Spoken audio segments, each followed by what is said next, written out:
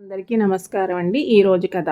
ఏంట్రా ప్రహ్లాద్ పెళ్ళి అయ్యి నెల అయ్యింది, అయినా మొహంలో కళే లేదు, ఏదైనా ప్రాబ్లమా అని ప్రహ్లాద్ భుజం పైన చెయ్యి వేసి అడిగాడు అతని కోలింగ్ అరుణ్. అలాంటిదేమీ లేదురా, ఐయామ్ ఓకే, కొంచెం టైట్గా ఉన్నాను అంతే బుకాయించాడు ప్రహ్లాద్. ఓహో, అర్థమయ్యింది లేరా, నైట్ లేటుగా పడుకుని ఉంటావు, అందుకే ఇలా ఉన్నావు, ఎంతైనా కొత్త పెళ్లి కొడుకు కదా అని అడిగాడు అరుణ్. మొహం మీదకి లేని సిగ్గు ఒకటి తెచ్చుకుని అవునురా అలాంటిదే అన్నాడు ప్రహ్లాద్. మరి లేట్ ఓవర్ డ్యూటీ చేసే బదులు ఆఫీస్ నుంచే త్వరగా వెళ్ళొచ్చు కదరా అన్నాడు అరుణ్. ఇంటికి వెళ్తే ఏముంటుంది, అక్కడ ఉండలేకే కదా ఆఫీసులో కావాలనే ఓవర్ డ్యూటీ చేస్తుంది అనుకుని అరుణ్కి అసలు నిజం తెలియనీయకుండా సరేరా, ఇంటి దగ్గర మీ సిస్టర్ ఎదురు చూస్తూ ఉంటుంది, బాస్ అడిగితే ఏదో ఒకటి చెప్పు, నేను వెళ్తున్నాను అని తన బ్యాగ్ భుజాన తగిలించుకుని ఇంటికి బయలుదేరాడు ప్రహ్లాద్. ఇంటికి రాగానే కనీసం పలకరించే దిక్కు కూడా లేకపోయేసరికి యథావిధిగా తన రూమ్కి వెళ్ళి ఫ్రెష్ అయ్యి బయటికి వచ్చాడు.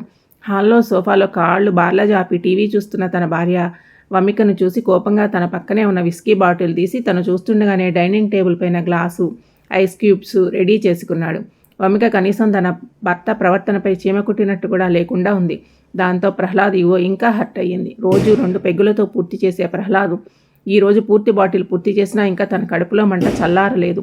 ఇంకో బాటిల్ కూడా ఓపెన్ చేశాడు. వమిక అయితే అది కూడా పట్టించుకోకుండా తన మానాన తన ప్రహ్లాద్ కూర్చున్న డైనింగ్ టేబుల్ పైన కూర్చుని టిఫిన్ చేస్తుంది. ఒక్కసారిగా నెల రోజులు వెనక్కి వెళ్ళాడు ప్రహ్లాద్. లావణ్య త్వరగా వమికను తీసుకురా అంటూ హాల్లో నుంచి ఒక కేక వేశాడు వమిక తండ్రి చక్రధర్ గారు. ఆయన పిలుపు వినేమో వమిక తల్లి వమిక చేతికి కాఫీ కప్పుల ట్రే అందించి బయటికి తీసుకువచ్చింది. 5.5 అడుగుల ఎత్తు, సరి అయిన శరీర సౌష్ఠవం, కళ్ళు కూడా పక్కకి తిప్పుకోనివని అందం తనది. చూస్తూనే కన్నార్పడం మర్చిపోయాడు ప్రహ్లాద్ తనని చూసి. వమిక అందరికీ కాఫీ ఇస్తూ ప్రహ్లాద్ దగ్గరికి వచ్చింది. వమిక చేతిలో నుంచి కాఫీ కప్ తీసుకుంటూ తన వేళ్లను మీటాడు ప్రహ్లాద్. వమికకు ఒళ్ళు జివ్వుమనిపించి కంగారుగా ప్రహ్లాద్ కళ్ళలోకి చూసింది. తన వైపే చూస్తున్న ప్రహ్లాద్ కళ్ళలోకి సూటిగా చూడలేక వెంటనే కళ్ళు దించేసింది వమిక. బహుశా సిగ్గుతో కళ్ళు దించేసింది అనుకున్నాడు ప్రహ్లాద్. అమ్మాయితో ఏమైనా మాట్లాడాలా బాబు అని చక్రధర్ గారు అడగగానే హా మామయ్య అన్న ప్రహ్లాద్ చాతుర్యానికి అక్కడ అందరూ ప్రహ్లాద్ మాటకి గుసగుసగా నవ్వుకున్నారు. హాయ్ వమిక ఒక నవ్వు నవ్వి ఊరుకుంది ప్రహ్లాద్ వైపు చూసి.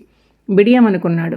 వమిక, నా పేరు ప్రహ్లాద్, ఇన్ఫోసిస్లో ప్రాజెక్ట్ మేనేజర్, సంవత్సరానికి 15 లక్షలు నా జీతం, అమ్మా నాన్న ఊళ్ళో ఉంటారు, మనం మన ఫ్లాట్లో ఉండొచ్చు, కావలసినంత ప్రైవసీ తన పాటికి చెప్పుకుంటూ పోతుంటే ఏదో పరధ్యానంగా తల ఊపుతుంది వమిక. వమిక, ఫస్ట్ టైం నిన్ను చూడగానే నచ్చేశావు, నిన్ను నేను అస్సలు మిస్ అవ్వాలి అనుకోలేదు, అసలు నిన్ను ఏంటో చెప్తుంటే నానా ప్రహ్లాద, మాకు ఇక్కడ తాంబూలాలు మార్చుకోవడం కూడా అయిపోయాయి, నువ్వు ఇంకా తమరు వస్తే ఇంటికి వెళ్ళొచ్చు, నువ్వు కావాలంటే తనతో ఫోన్లో మాట్లాడుకుందు గానిలే అని కింద నుంచి ప్రహ్లాద్ని వాళ్ళ నాన్న పిలిచేసరికి వస్తున్నా నాన్న అని చెప్పి ఏ ముహూర్తాన నాకు ప్రహ్లాద్ అని పేరు పెట్టారో కానీ నా పాలిట హిరణ్య కసిపిడిలాగా తయారయ్యారు నాన్న అని మనసులో అనుకుని వమికను వదలలేక వెళ్తూ చిన్నగా వమిక లిప్స్ పైన కిస్ చేసి కిందకి వెళ్ళిపోయాడు. పాపం ఏ ముహూర్తాన ఆయన అలా అన్నాడో కానీ అసలు వాళ్ళ పెళ్ళికి కనీసం 15 రోజులు టైం కూడా లేకుండా కుదిరింది. ఆ పెళ్లి హడావుడిలో ప్రహ్లాద్ ఎన్నిసార్లు వమికతో మాట్లాడదామని ట్రై చేసినా తనని ఏడిపించడానికి తన బావమరుదులు మరదళ్ళు రెడీగా ఉండేవాళ్ళు. అలా వాళ్ళకి వాళ్ళ ఫస్ట్ రోజున కానీ ఏకాంతం దొరకలేదు. కొన్ని క్షణాల్లో తన ప్రియసకి తన సొంతం కాబోతుందని తహతహ ప్రహ్లాద్ గుండెని ఉక్కిరిబిక్కిరి చేస్తుంది. కాసేపటికి తెల్లచీరలో చందమామలాగా తన ప్రియసకి వమిక తన దగ్గరికి వచ్చింది. వమిక, వచ్చావా, నీకోసం ఎదురు చూస్తున్నామంటున్న ప్రహ్లాద్ మాటలు పట్టించుకోకుండా చేతిలో పాల గ్లాసు మల్లెపందిరి ఉన్న మంచం పక్కన పెట్టి దిన్ను దుప్పటి తీసుకుని నేలపై పరుచుకుని పడుకుంది. వమికవి, ఇవి ఏమైంది నాన్న, కింద పడుకున్నావు, ఇక్కడ కన్నా అక్కడ కంఫర్ట్ ఉంటుంది బేబీ అని మల్లెపందిరి మంచం వైపు చూపిస్తూ అడిగాడు ప్రహ్లాద్. నాకు నిద్ర వస్తుంది, నేను ఇక్కడే పడుకుంటాను, మీ పక్కన నేను అస్సలు పడుకోను, కనీసం ఏమనుకుంటాడు అని ఒక క్షణం ఆలోచించకుండా అనేసింది వమిక. బేబీ, అర్థమైందిరా, నీకు కొంచెం టైం కావాలి అంతే కదా, టేక్ యువర్ ఓన్ టైం రా, ఐ స్టిల్ లవ్ యూ రా, అయినా నువ్వు కింద పడుకోవద్దు, నేను పడుకుంటాను వెళ్ళు అని ప్రేమగా చెప్పాడు ప్రహ్లాద్. అక్కర్లేదు, నేను ఇక్కడ పడుకున్నాను కదా, నాకు మళ్ళీ లేచి పడుకోవాలంటే బద్ధకంగా ఉంది అని దుప్పటి మొహం మీద కప్పుకుంది వమిక. ఓకే, గుడ్ నైట్ బేబీ అని ఫ్లయింగ్ కిస్ ఇచ్చి వెళ్ళి వమికనే చూస్తూ ఉన్నాడు ఆ రాత్రి అంతా. 4 రోజుల్లో వీళ్ళిద్దరి ఏకాంతం కోసం వెంటనే వాళ్ళని విడిగా పంపించేయడం జరిగింది. విచిత్రం ఏంటి అంటే అప్పగింతలప్పుడు కూడా వమిక కనీసం కంటెంపడి కళ్ళ నీళ్లు పెట్టుకోలేదు. రోజు రాత్రి వమిక కోసం జాస్మిన్ సెంట్ పూసుకుని బెడ్రూమ్లో వెయిట్ చేయడం, తను ఏమీ పట్టనట్టు వెళ్ళి ఇంకో బెడ్రూమ్లో పడుకోవడం, టైంకి వండి డైనింగ్ టేబుల్ పైన సర్ది పెట్టడం, తనకు ఆకలి వేసినప్పుడు తినడం, కనీసం మొగుడు పట్టించుకుంటున్నాడా లేదా అని కూడా ఎప్పుడూ చూసేది కాదు. ఎప్పుడు చూసినా ఫోన్లో గంటలు టైపింగ్ చేయడం, అలా వమిక ప్రవర్తనకి ప్రహ్లాద్ విసిగి వేసారిపోయాడు. మొదట్లో కొన్నాళ్ళు బయట మందు తాగి వచ్చాడు, ఇప్పుడు మాత్రం అది ఇంట్లోనే మొదలు పెట్టేశాడు. కనీసం అది చూసి అయినా వమిక మారుతుంది అని నో వే. వమికలో ఇంచు మాత్రం అయినా మార్పు లేదు. అదంతా గుర్తు రాగానే ఈసారి గ్లాసులో పోసి సోడా మిక్స్ చేయకుండానే ఫుల్ బాటిల్ ఎత్తి దించేశాడు ప్రహ్లాద్. అప్పుడు కూడా వమికలో ఏ చలనమూ లేదు. తన డిన్నర్ కంప్లీట్ చేసుకుని చెయ్యి కడుక్కోవడానికి వాష్ బేసిన్ దగ్గరికి వెళ్తుంటే, ఎక్కడికే వెళ్ళేది, నీతో మాట్లాడాలి, కూర్చొని లాగి కుర్చీలో కూర్చోబెట్టాడు.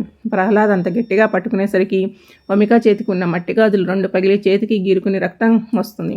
అది చూసిన వమిక వా అమ్మ అంటూ ఏడుపు లంకించింది. అప్పటి వరకు ఉగ్ర నరసింహుడిలా ఉన్న ప్రహ్లాద్ పెళ్ళాం ఏడుపు చూడగానే మంచు పర్వతంలాగా కరిగిపోయాడు. బంగారం, ఏడవకు అమ్మ, నా బంగారం కాదు అన్నాడు బుజ్జగింపుగా. ఇప్పటి వరకు నా బ్లడ్ కలర్ ఎలా ఉంటుందో కూడా నేను చూడలేదు. ఫస్ట్ టైం మీ వల్ల నా చేతి నుంచి రక్తం వచ్చింది అంది వమిక. ఏంటి నా వల్లేనా? పోన్లే, పెళ్ళామే కదా. అది కాదు బేబీ, నేను నీ మొగుడిని కదా. పైగా ఇప్పటివరకు ఏ ఆడగాలి సోకని బ్రహ్మచారిని నన్ను ఇలా పస్తులో ఉంచడం న్యాయమా? పోనీ నేను అందంగా లేనా? కాదే. కాలేజీలో నా వెనక 50 మంది దాకా అమ్మాయిలు పడ్డారు. అందులో 1-2 కిసులు కూడా చేయబోయారు. అయినా కూడా నేను నిగ్రహం కోల్పోకుండా నా భార్యను తప్ప వేరే ఆడదాన్ని ఆ దృష్టితో చూడలేదు.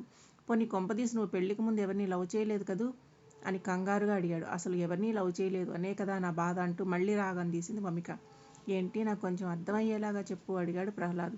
నేను నా కథల ప్రయాణాన్ని మొదలుపెట్టాను. కథలు రాయడంలో ఎన్నో వర్గాలు ఉన్నా నేను ఎంచుకున్న వర్గం మాత్రం ప్రేమ. అలా కొన్ని ప్రేమ కథలు, సీరియల్స్ రాసిన నాకు నా కథలలో హీరోయిన్కి మళ్ళీ ప్రేమించి పెళ్లి చేసుకోవాలని నా కోరిక. ఒక రాకుమారుడు నా కోసం రెక్కల గుర్రంపై ఎక్కి రావాలి అని కలలు కనేదానిని. కానీ మధ్యలో నువ్వు వచ్చి నేను కట్టుకున్న నా ప్రేమ కలల సౌదాన్ని కూల్చేశావు అంటూ భోరుమంది వమిక. వమిక చెప్పింది విన్నాక ప్రహ్లాద్కి నవ్వాలో ఏడవాలో కూడా అర్థం కాలేదు. నాకు ఒక 3 కోరికలు ఉన్నాయి. ఒకటి, నన్ను పెళ్లి చేసుకునేవాడు నన్ను పెళ్లికి ముందే ప్రాణంగా ప్రేమించాలి అని. 2, మన పెళ్లికి ఇంట్లో వాళ్ళు ఒప్పుకోకపోతే వాళ్ళని ఎదిరించి కనీసం ఒక చిన్న ఫైటో గైటో చేసి అయినా పెళ్లి చేసుకోవాలి అని. 3 కిందకి చూస్తూ మెలికలు తిరిగింది వమిక. ఏంటో చెప్పవే, సస్పెన్స్లో పెట్టి చంపక నన్ను అన్నాడు ప్రహ్లాద్. అది ఏంటంటే పెళ్లికి ముందు పెద్దోళ్ళకి తెలియకుండా చిన్న చిన్న సరదాలు అంటే మందు కొట్టడం, సిగరెట్ కాల్చడం అలాంటివా అన్నాడు ప్రహ్లాద్. అసలు నాకు ఆ బ్యాడ్ హ్యాబిట్స్ అంటేనే చిరాకు. నువ్వు రోజు ఇంట్లో ఆ దుకాణం పెడుతుంటే నాకు ఒళ్ళంతా కాక్రోచెస్ పాకినట్టుగా ఉంటుంది. నువ్వు అది కాదు కానీ ముందు ఆ చిన్ని సరదాలు ఏంటో చెప్పు బంగారం. చిన్ని సరదాలు అంటే పెద్దవాళ్ళకి తెలియకుండా ఒక ముద్దు, ఒక హగ్గు అలాంటివి. ఎక్స్పెక్టెడ్ ఆల్ దిస్ అంది వమిక. అది అంతా విన్న ప్రహ్లాద్ ఒక్కసారిగా కుర్చీ వెనక్కి వాలి పొట్ట పట్టుకుని మరీ నవ్వేశాడు. అత్తగారు తిట్టినందుకు కాదు, తోడుకోడలు నవ్వినందుకు అన్నట్టు అసలే కోపంలో ఉన్న వమిక ఇంకా ఒళ్ళు మండిపోయింది. దాంతో కోపంగా కుర్చీలో ఉన్న కుషన్ ప్రహ్లాద్ మీదకి విసిరేసింది. బంగారం, నీకొకటి చెప్తాను విను. ఆకాశం అంతా నల్లగా మబ్బులు కమ్మేశాయి. కాలేజీ క్లోజ్ చేసే టైం కావడంతో చాలామంది అమ్మాయిలు బస్టాప్లో వెయిట్ చేస్తున్నారు. ఇంతలో చిన్నగా ఒక ఉరుము. ఆ ఉరుము సౌండ్లో చిన్నగా వణికింది ఒక అమ్మాయి. ఆ ఉరుముతో పాటే చిన్నగా వర్షం మొదలైంది. వర్షం వస్తుందని రోడ్ మీద బైక్ మీద వెళ్ళేవాళ్ళు కూడా బస్టాప్లో ఆగుతుంటే ఆ అమ్మాయి మాత్రం ఆ బస్టాప్ నుంచి బయటికి వచ్చి పురివిప్పిన నెమలిలా ఆ వర్షంలో నాట్యం చేస్తుంటే దివి నుంచి దిగి వచ్చిన దివ్యకన్య ఏమో అనుకున్నారంతా. లెమన్ ఎల్లో కలర్ డ్రెస్లో లేత నిమ్మపండులాగా నిగలాడుతున్న అమ్మాయి ఎవరో తెలుసా? ప్రహ్లాద్ మాటకు అడ్డొచ్చి అది నేనే అంటే, నువ్వు నన్ను బంగారం, నేను నిన్ను అప్పుడే చూశాను. చూడగానే మనసు పారేసుకున్నాను. Love at first sight. ఇది నీకు మన పెళ్లి చూపులు ఎంగేజ్మెంట్ రోజు చెబుదాం అనుకుంటే మధ్యలో మా నాన్న అడ్డొచ్చారు. అందుకే చెప్పలేకపోయాను. అప్పటి వరకు నవ్వుతూ చూస్తున్నదల్లా మళ్ళీ ఒక్కసారిగా నీరు గారిపోయింది వమిక.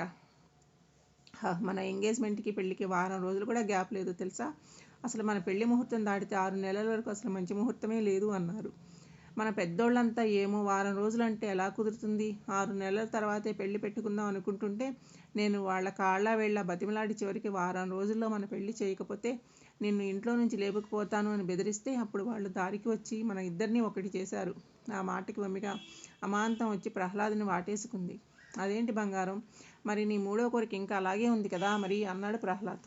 జీవితంలో దేవుడిచ్చిన ప్రసాదం లాంటిది ఇచ్చిన దానితో సరిపెట్టుకోవాలి కానీ జీడిపప్పు రాలేదు, బాదం పప్పు రాలేదు అని మళ్ళీ తిరిగి వెనక్కి వెళ్ళకూడదు. ప్రహ్లాద్ వీపుకి తన మొహం వాల్చి చెప్పింది వమిక. ఒసేయ్ పిచ్చి బంగారం, దేవుడు నీకు ఇచ్చిన ప్రసాదంలో జీడిపప్పు బాదంతో పాటు కిస్మిస్ పిస్తా కూడా వేసి ఇచ్చాడే అన్నాడు ప్రహ్లాద్. ఏంటో నాకు అర్థం కాలేదు నీ మాటలు బొంగమూతితో అంది వమిక. మన పెళ్లికి ఒక రోజు ముందుగానే మేము విడిది ఇంట్లో దిగాం. ఆ రోజు రాత్రి అంతా పడుకున్నాక నేను నీ రూమ్లోకి గోడ దూకి మరీ వచ్చాను. నీ గదిలో బెడ్ మీద బాపుగారి బొమ్మలా పడుకుని ఉన్నా నిన్ను చూడగానే నా మెదడు మద్దుబారిపోయింది. ఏమి చేసుకున్నానో కూడా తెలియకుండా నేను వచ్చి నీ పక్కన పడుకున్నాను. నువ్వు కనీసం 10,000 వాలా నీ పక్కన వెలిగించినా లేవనంత మత్తుగా పడుకుని ఉన్నావు. నిన్ను అలా చూస్తూ కుదురుగా ఉండలేను అన్నాయి నా చేతులు. వెంటనే నడుముపై చిలిపి పనులు మొదలుపెట్టాయి. పెళ్లికి ముందు ఇది తప్పు అని వాటికి గట్టిగా చెప్పాను. అయినా నా మనసు ఊరుకోలేదు. నిన్ను దగ్గరికి తీసుకుని గట్టిగా నీ పెదవులపై ముద్దు పెట్టుకున్నాను. ఆ రాత్రి అంతా నీతోనే పడుకున్నాను. తెల్లారి ఎవరూ చూడకముందే లేచి నా రూమ్కి వచ్చేశాను. అయినా నాకు తెలియక అడుగుతున్నాను, నీకు అంత మొద్దు నిద్ర ఏంటే?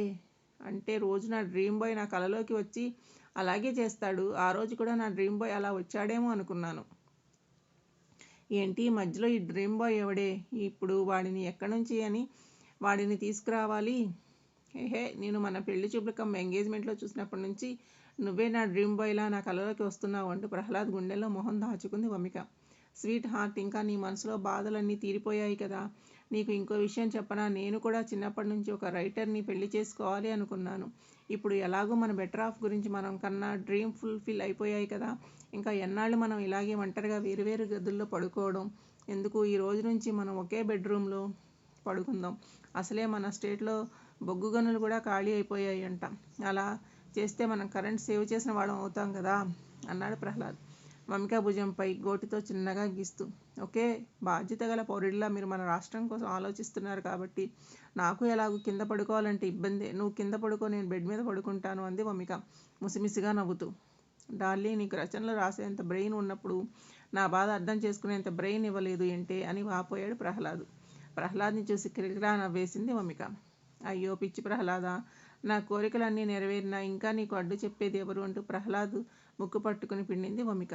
నిజమా అంటూ వమిక పెదవులు అందుకోవడానికి ముందుకు వచ్చిన ప్రహ్లాద్ పెదవులపై చెయ్యి అడ్డు పెట్టింది వమిక. హే, నీకు ఇదే లాస్ట్ అండ్ ఫైనల్ వార్నింగ్. ఇంకోసారి నువ్వు మందు తాగినా సిగరెట్ కాల్చినా నేను మా పుట్టింటికి వెళ్ళిపోతాను చెప్తున్నా అని బెదిరించింది.